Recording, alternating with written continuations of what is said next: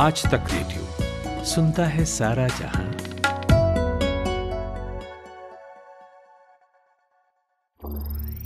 ज्ञान ध्यान।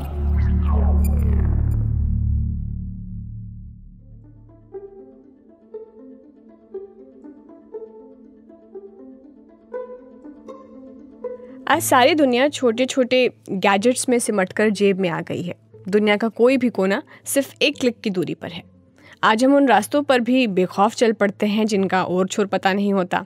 हम बेफिक्र होते हैं ये सोचकर कि हमारे पास तो भाई गूगल मैप है, वो हमें भटकने नहीं देगा। लेकिन कुछ सदियों पहले ऐसा नहीं था। किसी को पता नहीं था उस वक्त कि अमेरिका से निकलेंगे तो हिंदुस्तान कैसे पहुंचेंगे, या इंडोनेशिया जाएं तो संभल कर, क्योंकि वहाँ दर्जनों एक्टिव ज्वालामुखी हैं। लोग एक शहर, राज्य या देश में रहते और वहीं ख़त्म हो जाते। तभी कुछ उत्साही सैलानियों ने दुनिया खोजने की ठानी।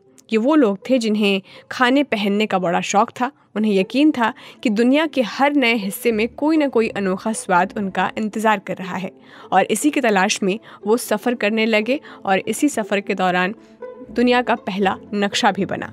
तो आज के ज्ञान ध्यान में हम आपको बताएंगे कि दुनिया का पहला नक्शा कैसे बना, किस वजह से बना, और इसमें कौन कौन से लोग शामिल थे। नमस्कार, मैं हूँ खुशबू और आप आज तक रेडियो पर सुन रहे हैं ज्ञान ध्यान।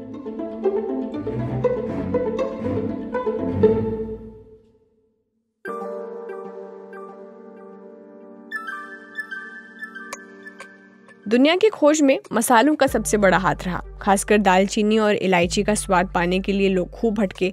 लगभग 2500 साल पहले अरब के व्यापारी लोगों को दालचीनी वाली चिड़िया का कहानी सुनाया करते थे।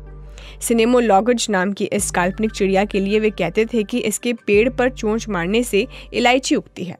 बहुत बाद में पता लगा कि ये सिर्फ कहानी है जो इसलिए रची गई ताकि प्राचीन ग्रीस के लोग पूर्व की खोज के लिए ना निकल पड़े। फिर साल 1498 में वास्को डी गामा के भारत आने के बाद यूरोप और हिंदुस्तान के बीच मसालों के व्यापार का नया और ज़्यादा आसान रास्ता खुला।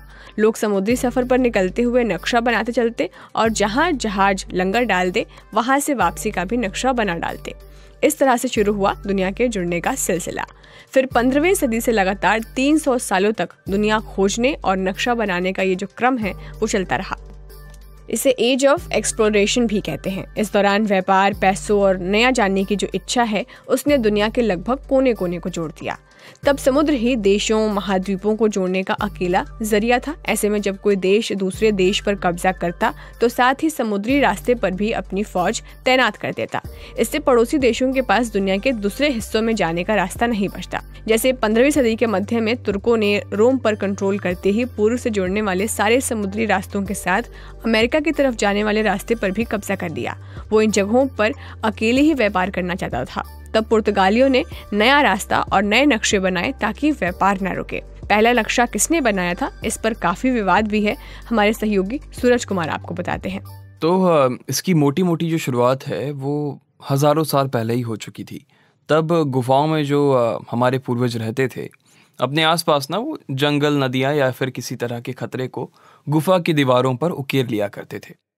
6100 ईसा पूर्व अगर आप देखेंगी तो जो अभी तुर्की है ना, वो उस वक्त हुआ करता था एनातोलिया। तो वहाँ भी गुफाओं में कुछ पेंटिंग्स हैं जिनके बारे में ये दावा किया जाता है कि ये असल में नक्शा है। वैसे पहला नक्शा ना 15वीं सदी के मध्य में इटली में बनाया गया। चमड़े पर बने नक्शे को प्लेन्स फेरो कहा गया। ये एक लैटिन शब्द है और जिसमें प्लेन्स जो है उसका अर्थ है चपटा और स्फेरस का ना अर्थ होता है गोल। तो मैप आज भी इटली के वेनिस शहर में एक म्यूजियम में रखा हुआ है वो, और नक्शा इतना लंबा चौड़ा है कि खोल कर बिछाया जाए तो कई किलोमीटर फैल सकता है। चमड़े पर बना होने के कारण उसमें क्या है कि ज़्यादातर जो हिस्से हैं वो ख़राब हो चुके हैं और नक्शा बस नाम का ही अब बाकी रह गया है। दुनिया खोजने और नक्शा बनाने में पुर्तगाल और इटली का काफ़ी काम रहा है। और अगर साल देखेंगे ना तो 1492 इसमें इटालियन सैलानी क्रिस्टोफर कोलंबस जब अपनी पहली समुद्री यात्रा पर निकले तो उन्होंने भारत का जिक्र सुना था, और इसे ही खोजते हुए वे सैन सेल्वाडोर, जो कि अब बहामास है, वहां पहुंच गए। हैती और डोमिनिकन रिपब्लिक की खोज का श्रेय भी कोलंबस को जाता है। मजे की बात यह है कि खोजते हुए सैलानी जहां पहुंचते, वापसी के बाद अपने देश की सेना लेकर वहां धमकते और नई जमीन पर कब्जा कर लेते। 16वीं सदी की शुरुआत में पेंटिंग्स का काम चल पड़ा। तब धार्मिक किताबों के साथ तब ना नक्शों की छपाई खूब शुरू हुई थी। टॉलेमी के मुताबिक दुनिया चपटी और 70 डिग्री चौड़ी है। टॉलेमी को ये पता था कि भारत, चीन, यूरोप के पूरब में है। इसी जानकारी के आधार पर टॉलेमी ने मानचित्र भी बनाया, जिसकी बुनियाद पर 15वीं शताब्दी में खोजकर्ताओं ने अपना सफर शुरू किया। टॉलेमी के नक्शे की पहली कॉपी लैटिन में 1575 में छपी थी। टॉलेमी को लोग गणितज्ञ, भूगोल का माहिर और जोशी के तौर पर जानते हैं, जिसे दूसरी सदी में रोमन साम्राज्य में दुनिया का भूगोल बताने का काम सौंपा गया था। वर्षों तक टॉलेमी के भूज्ञान को ही सही माना जाता रहा, लेकिन बदकिस्मती से टॉलेमी के नक्शों का खजाना गायब हो गया। लिहाजा 13वीं सदी में बाइजेंटाइन साम्राज्य में मैक्सिमम प्लेनुडस ने नए सिरे से दुनिया की खोज शुरू की, जो कि 1406 तक टॉलेमी की तमाम जानकारियों को ग्रीक ज़बान से लैटिन भाषा में हाथ से लिख लिया गया था।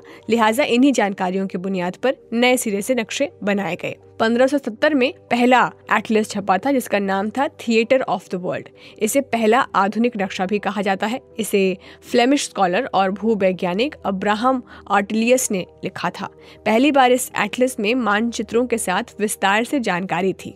जिस जगह की जो खासियत थी उसके निशान भी बनाए गए थे। मिसाल के लिए रेगिस्तान दर्शाने के लिए वहां ऊंट और खजूर के पेड़ बनाए गए थे। नक्शों की छपाई के लिए पहली बार कॉपर प्लेट का इस्तेमाल किया गया था। इन नक्शों में इस्तेमाल रंगों में आज भी चमक है। थिएटर ऑफ द वर्ल्ड उस दौर के अमीरों के लिए जानकारी का जखीरा थी। ये गाइड बुक 1570 से लेकर 1612 तक जर्मन, फ्रेंच, डच, लैटिन और भी बहुत सी जबानों में भी छपी। इसकी कीमत भी काफी थी। थिएटर ऑफ द वर्ल्ड का किसी के पास होना उसके बुद्धिजीवी और अमीर होने की निशानी समझा जाने लगा। इसमें बहुत से मानचित्र ऐसे भी हैं जिनकी जानकारी का सोर्स आज किसी को नहीं पता है। 1570 में पहली बार थिएटर ऑफ द वर्ल्ड का वो संस्करण छपा जिसमें 87 ऐसे भूवैज्ञानिकों और नक्शानवीसों के नाम थे जिन्हें इन नक्शों का सोर्स माना गया। बाद में इस लिस्ट में और भी कई नाम जुड़े और ये लिस्ट 183 नामों की हो गई। तो नक्शे की बहुत सी किताबें छपी, मगर दुनिया गोल है ये बात हमें इटली के अन्वेषक एंटोनियो पिगाफेटा ने बताई। पिगाफेटा ने समंदर के रास्ते दुनिया के सफर की यादें एक डायरी में लिखी थी। उसने ये डायरी रोमन साम्राज्य के सम्राट चार्ल्स पंचम को तोहफे में दे दी थी। 1524 में इस डायरी को एक किताब की शक्ल में छापा गया था। इस डायरी में लिखी जानकारी की बुनियाद पर ही प्रशांत महासागर के बारे में पता चला। नक्शों का सफर जानने के बाद अब तो इतना ही कहा जा सकता है कि आज की दुनिया को करीब लाने, उसे नए अंदाज में समझने और साइंस की तरक्की में बेशकीमती रोल निभाया है। नक्शा बनाने वाले अगर सफर पर ना निकले होते तो दुनिया में तरक्की मुमकिन नहीं थी। तो आज के ज्ञान ध्यान में फिलहाल इतना ही। आपसे फिर मुलाकात होगी अगले ज्ञान ध्यान के किसी एपिसोड में। तब तक के लिए नमस्कार।